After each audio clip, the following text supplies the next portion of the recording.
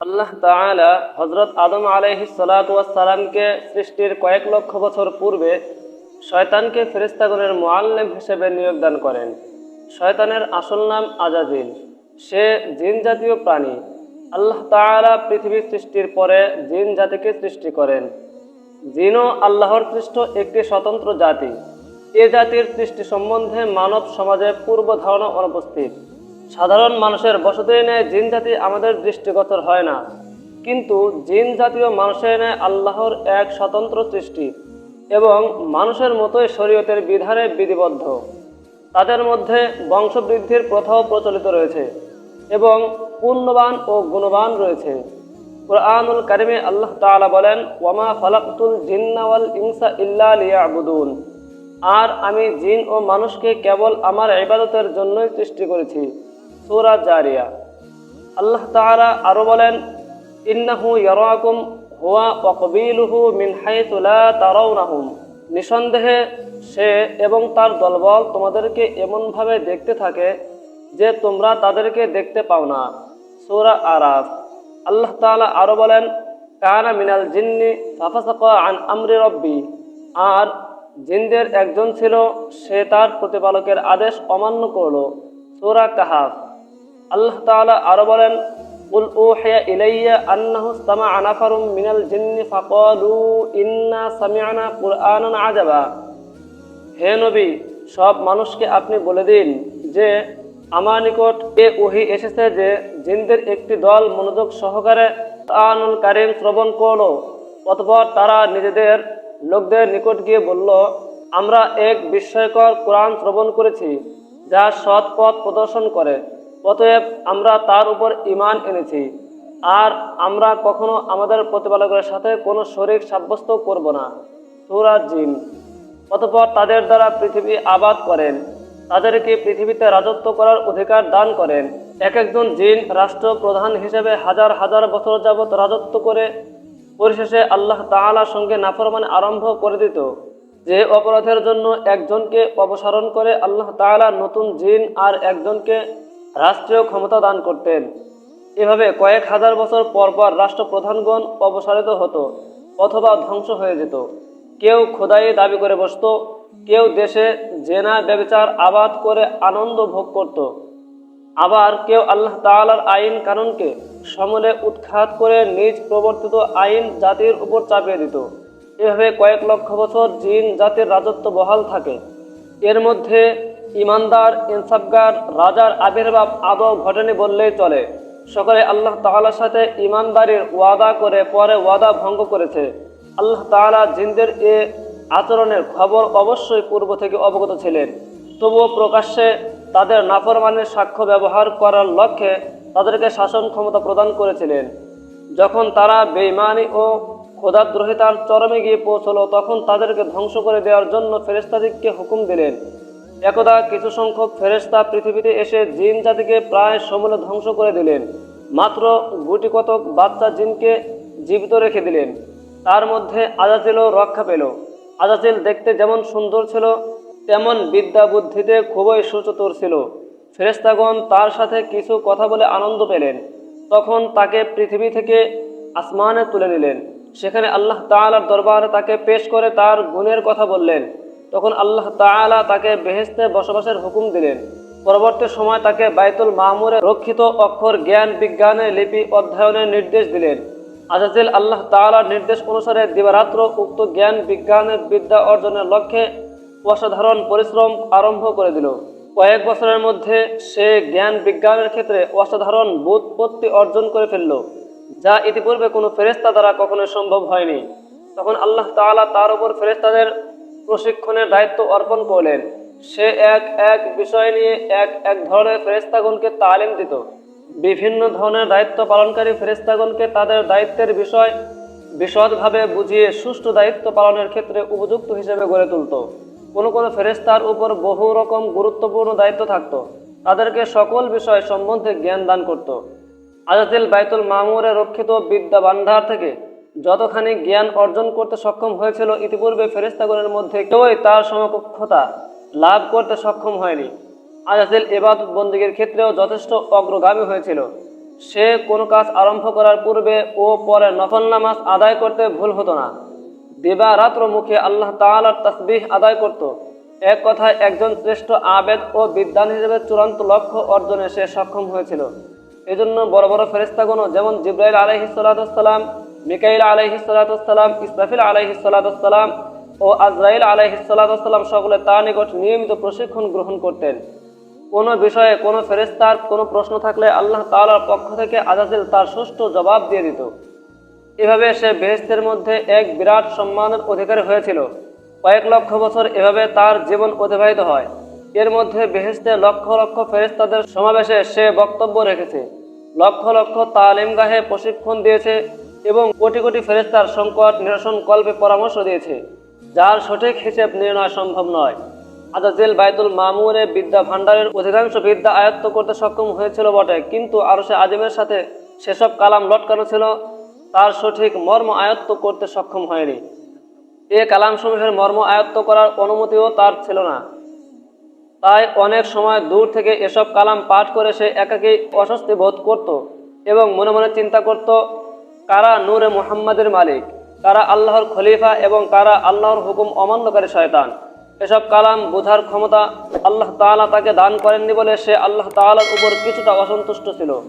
আবার মাঝে মাঝে চিন্তা করত, যে বিদ্যা আয়ত্ত করা বা যে কালাম বোঝা তার পক্ষে সম্ভব হলো না, সে বিদ্যা বোঝার মতো আর কোনো ব্যক্তি আছে যার মান তার চেয়ে উপরে।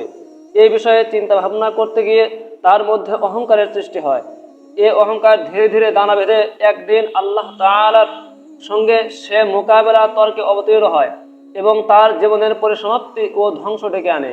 একদিন আল্লাহ তাআলা ফেরেশতাগণের মজলিসে ঘোষণা দিল।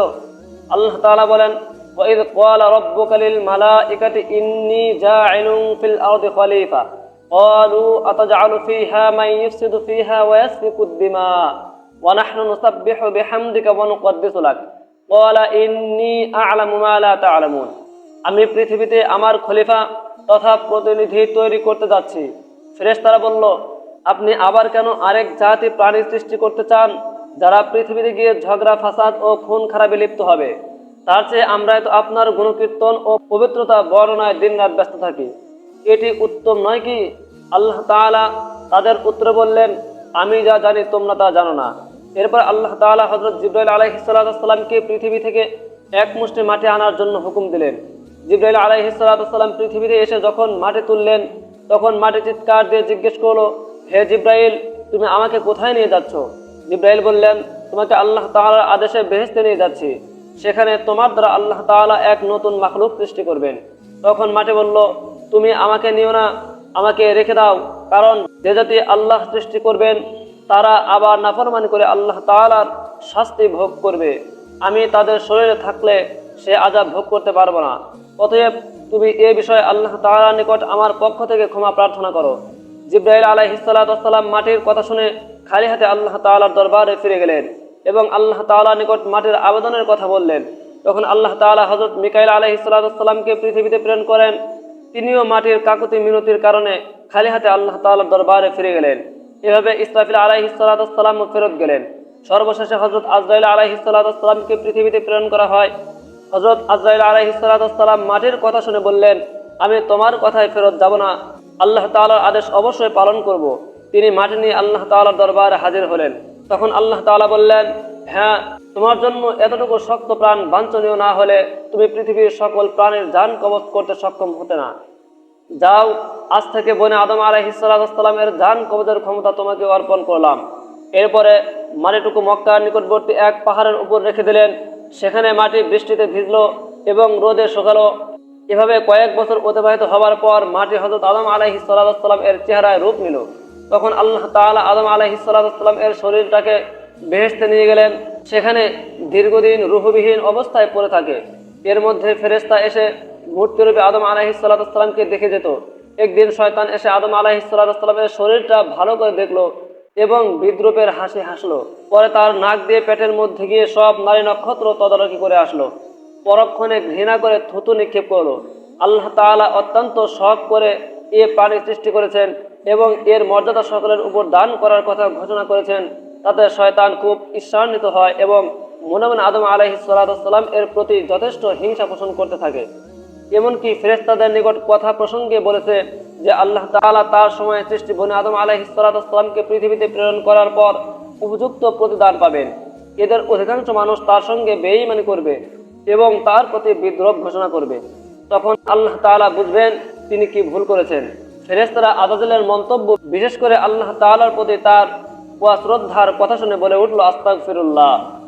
এক সময় আল্লাহ তাআলা ফেরেশতাগণের মধ্যে সর্বশ্রেষ্ঠ মর্যাদাবান ফেরেশতা হযরত জিবরাইল আলাইহিস সালাম, হযরত মিকাইল আলাইহিস সালাম, হযরত ইসরাফিল আলাইহিস সালাম ও হযরত আজরাইল আলাইহিস সালামকে হুকুম দিলেন, তোমরা আরশে আজিম থেকে আদম আলাইহিস সালাম এর রূহ এনে তার দেহের মধ্যে পুরে দাও।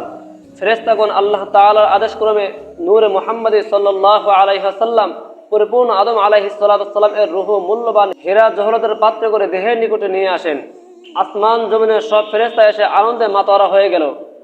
আল্লাহ তাআলার নিজস্ব এ অনুষ্ঠানে সকল ফেরেশতা অংশগ্রহণ করলো, কিন্তু আযাজিল সেখানে অনুপস্থিত ছিল। এ অনুপস্থিতি দ্বারা তার মনোভাবের অনেকটা প্রকাশ ঘটে। ফেরেশতারা বিষয়টি নিয়ে আলোচনা করছিল। আল্লাহ তাআলা তাদেরকে বললেন, তাকে তার ভাগ্য নিজ হাতে গড়ে নিতে দাও, আর তোমরা তোমাদের কর্তব্য সম্পাদন করে যাও। অতঃপর রূহকে আদম আলাইহিস সালামের শরীরে প্রবিষ্ট হতে বলা হলো। সে বলল, হে রব্বুল আলামিন, আমি আদম আলাইহিস সালাম এর রূহ নূরের তৈরি, আর এ শরীরটা মাটির তৈরি, এর মধ্যে আমি কিভাবে থাকব? আল্লাহ তাআলা বললেন, নূরে মুহাম্মাদের উজ্জ্বলতায় এ মাটির শরীর ও উহার রক্ত মাংস সবকিছু নূরে পরিণত হবে। এরপরে রূহকে আদম আলাইহিস সালাম এর মাথার উপর রেখে দেওয়া হলো। তখন তার মস্তিষ্কের জ্ঞান বুদ্ধির বিকাশ ঘটল। অতঃপর জিবরাইলকে বলা হলো, তার শরীরের সব কার্যক্রমগুলোকে বিন্যাস করে দাও। তখন জিবরাইল আলাইহিস সালাম তার সেরা উপসেরা হৃৎপিণ্ড, ফুসফুস ও ধমনীর কার্যগুলো এক এক করে পরিচালনা করে দিলেন। হযরত আদম আলাইহিস সালাম তার শরীরের সব ক্রিয়া সঞ্চালিত ও অঙ্গের কার্যকারিতা পরিপূর্ণভাবে লাভ করতে পেরে সম্মুখে হাঁটার চেষ্টা করলেন। ফেরেশতারা তাকে বাধা দিলেন। তারা বললেন, তোমার শরীর এখন পর্যন্ত নরম, অতএব খানিক বিশ্রাম করো, শরীরটা ঠিক হলে যথা ইচ্ছা গমন করতে পারবে। হযরত আদম আলাইহিস সালাম শরীরের পরিপূর্ণতা লাভ করে প্রথমে একটি হাসি দিলেন এবং পাঠ করলেন, আলহামদুলিল্লাহ। এটি হযরত আদম আলাইহিস সালাম এর জীবনের প্রথম বাক্য। আল্লাহ তাআলা এ সময় বললেন, ইয়ারহামুকুমুল্লাহ। পরবর্তী সময় মুসলমানদের জন্য হাসির পরে আলহামদুলিল্লাহ বলা এবং শ্রোতাদের ইয়ারহামুকুমুল্লাহ বলা সুন্নত হিসেবে গণ্য হয়। হযরত আদম আলাইহিস সালাম এর জীবন লাভ করার অনুষ্ঠানে জমিন আসমানের সকল ফেরেশতা আনন্দিত মনে হাজির ছিলেন। আযাজিলকেও সেখানে ডাকা হলো। হযরত আদম আলাইহিস সালাম নিজ অস্তিত্ব লাভের শুকরিয়া হিসেবে 2 রাকাত নামাজ আদায় করলেন। ফেরেশতাগণের সকলে আদম আলাইহিস সালামের সাথে নামাজ আদায় করলেন। এটি ছিল হযরত আদম আলাইহিস সালামের সৃষ্টি কাহিনী। আজকে আমরা জানবো হযরত হাওয়া আলাইহিস সালামকে সৃষ্টি এবং হযরত আদম আলাইহিস সালাম এর সাথে বিবাহ। হযরত আদম আলাইহিস সালাম এর সিংহাসনখানি আল্লাহ তাআলার আদেশক্রমে জান্নাতুল ফিরদাউসে নিয়ে যাওয়া হয়। সেখানে হযরত আদম আলাইহিস সালামকে পূর্ণ স্বাধীনভাবে চলা, থাকা ও উপভোগের অধিকার দেওয়া হলো। হযরত আদম আলাইহিস সালাম বেহেশতের অফুরন্ত নিয়ামতের মধ্য থেকে দিন রাত শুধু ইবাদত বন্দেগীর মাধ্যমে কাটাতেন। বেহেশতের হুর গিলমানেরা তাকে ভ্রমণের আনন্দ ভোগ উপভোগের জন্য অনেক নতুন নতুন পথ দেখালেন, কিন্তু আদম আলাইহিস সালাম কোনো কিছুর দিকে তেমন আকৃষ্ট হলেন না। শুধু ইবাদত বন্দেগী ও নীরবে বসে সময় কাটিয়ে দিতেন। প্রাণী জগতের চিরচারিত স্বভাব থেকে তিনি মুক্ত থাকতে পারলেন না। তিনি বেহেশতের অফুরন্ত নিয়ামতের মধ্য থেকেও সঙ্গী সাথীর অভাব বোধ করলেন। তাই তিনি নিরানন্দ জীবন যাপন করে যেতে লাগলেন। আল্লাহ তাআলা এ বিষয়ে অবগত ছিলেন। তাই একদিন তিনি জিবরাইল আলাইহিস সালামকে আদম আলাইহিস সালাম এর নিকট প্রেরণ করেন। জিবরাইল আলাইহিস সালাম আদম আলাইহিস সালাম এর কাছে গিয়ে জিজ্ঞেস করলেন, ভাই আদম, বেহেশতে আপনার কি রকম লাগছে? উত্তরে আদম আলাইহিস সালাম বললেন, সবাই ভালো লাগে, চতুর্দিকে তৃপ্তিকর পরিবেশ, হুর গিলমানের পরিচর্যা প্রশংসাযোগ্য, তবুও প্রাণে যেন কিসের এক অভাব অনুভব করছি, যা আমি আপনাকে বুঝিয়ে বলতে পারবো না। আপনি আল্লাহ তাআলার নিকট থেকে জেনে নেবেন আমি এটা কিসের অভাব অনুভব করছি। হযরত জিবরাইল আলাইহিস সালাম বললেন, হ্যাঁ, আমি আপনার এই অভাবের খবর জানি। আল্লাহ তাআলা আমাকে আপনার এই অভাব পূরণ করে দেবার পদ্ধতি বলে দিয়েছেন। আমি শীঘ্রই সেই ব্যবস্থা গ্রহণ করছি। এ বলে জিবরাইল আলাইহিস সালাম সেদিনের মতো চলে গেলেন। পরের দিন ফজরের পূর্বে জিবরাইল আলাইহিস সালাতু ওয়াস সালাম আল্লাহ তাআলার নির্দেশক্রমে হযরত আদম আলাইহিস সালাতু ওয়াস সালাম এর ঘুমন্ত অবস্থায় তার নিকট এসে কুদরতি কায়দায় তার বাম পাজরের একখানি হাড় বের করে নিয়ে নিলেন। অতঃপর উহার উপর রক্ত, মাংস ও চামড়ার আবরণ দিয়ে সজোরে ফুঁক দিলেন। অমনি এক অপরূপা নারীর আকৃতিতে পরিণত হলো হযরত হাওয়া আলাইহিস সালাতু ওয়াস সালাম। অতঃপর তিনি দ্বিতীয়বার তার মুখে ফু দিলেন। অমনি তার রূহ শরীরে প্রবিষ্ট হলো। তৃতীয়বার তিনি যখন আরেকটি ফুঁক দিলেন, তখন সে নারী উঠে বসলেন এবং নিজের মুখে পর্দা দিয়ে লজ্জার অনুভূতি প্রকাশ করলেন। বুখারী ও মুসলিম শরীফের বর্ণনাসমূহে দেখা যায় যে নারী পুরুষের পাজরের হাড় হতে সৃষ্টি হয়েছে। হাদিস শরীফে আছে, ইস্তাওসাউ বিন নিসাই ফাইন্নাল মারআতা খুলিকাত মিন দিলইন। নারীদের সাথে কোমল ও নম্র ব্যবহার করো, কেননা নারী পাজরের হাড় হতে সৃষ্টি হয়েছে। ইবনে ইসহাকের মতে হযরত আদম আলাইহিস সালাতু ওয়াস সালাম এর বাম পাজরের হাড় হতে বিবি হাওয়া আলাইহিস সালাতু ওয়াস সালাম সৃষ্টি হয়েছেন। আল্লামা কুরতুবী রাহমাতুল্লাহি আলাইহি এর মতে এখানে স্ত্রী জাতিকে পাজরের হাড়ের সাথে তুলনা করা হয়েছে এবং বলা হয়েছে যে নারী জাতির সৃষ্টিকর্ম প্রথমে পাজরের হাড় হতে শুরু করা হয়েছিল। তাদের অবস্থা পাজরের হাড়ের মতোই বাঁকা। তাদের এই বক্রতাকে সোজা করতে চাইলে তা ভেঙে যাবে। অতএব পাজরের হাড়ের বক্রতা সত্ত্বেও তা হতে কাজ নেওয়া হয়ে থাকে এবং তার বক্রতাকে সোজা করার চেষ্টা করা হয় না। তদ্রূপ নারী জাতির সাথে কোমল ও নম্র ব্যবহার করা উচিত, অন্যথায় কঠোর ব্যবহারে পারস্পরিক সম্পর্কে মধুরতার পরিবর্তে সম্পর্ক বিচ্ছিন্ন হওয়ার আশঙ্কা রয়েছে। এ সময় হযরত জিবরাইল আলাইহিস সালাতু ওয়াস সালাম হযরত আদম আলাইহিস সালাতু ওয়াস সালামকে ঘুম হতে জাগ্রত করলেন। হযরত আদম আলাইহিস সালাতু ওয়াস সালাম জাগ্রত হয়ে সম্মুখে অপরূপা সুন্দরী চন্দ্রের ন্যায় উজ্জ্বল এক যুবতীকে দেখে আশ্চর্য হয়ে সেদিকে তাকিয়ে থাকলেন। হযরত জিবরাইল আলাইহিস সালাতু ওয়াস সালাম বললেন, ইনি হলেন আপনার জীবন সঙ্গিনী বিবি হাওয়া আলাইহিস সালাতু ওয়াস সালাম। হযরত আদম আলাইহিস সালাতু ওয়াস সালাম তার সঙ্গিনীর সুসংবাদ শুনে অত্যন্ত আনন্দিত হলেন। তার প্রাণের যে অতৃপ্তি ছিল তা যেন নিমেষে দূরীভূত হলো। হৃদয়ের মাঝে অফুরন্ত প্রেমের বাণ ডেকে উন্নত তরঙ্গে ন্যায় চতুর্দিকে আছড়ে পড়তে লাগলো। কি যে তৃপ্তি, কি যে আনন্দ, কি যে মায়া তখন তার অন্তরে বিরাজ করছিল, তার বর্ণনা দেওয়া কারো পক্ষে কোনোদিন সম্ভব নয়। কথিত আছে, পৃথিবীতে আল্লাহ তাআলা কয়েকজন নারীকে অপরূপ সৌন্দর্য দান করেছিলেন, তার মধ্যে হাওয়ার সৌন্দর্য ছিল অন্যতম। হযরত আদম আলাইহিস সালাতু ওয়াস সালাম দীর্ঘ সময় বিবি হাওয়া আলাইহিস সালাতু ওয়াস সালাম এর পানে তাকিয়ে থেকে তার নিকটবর্তী হওয়ার উদ্দেশ্যে সম্মুখে অগ্রসর হলেন। তখন জিবরাইল আলাইহিস সালাতু ওয়াস সালাম বাধা দিয়ে বললেন, তাকে বিবাহ বন্ধনে আবদ্ধ করার পূর্বে তার নিকটবর্তী হওয়া আপনার জন্য জায়েজ নেই।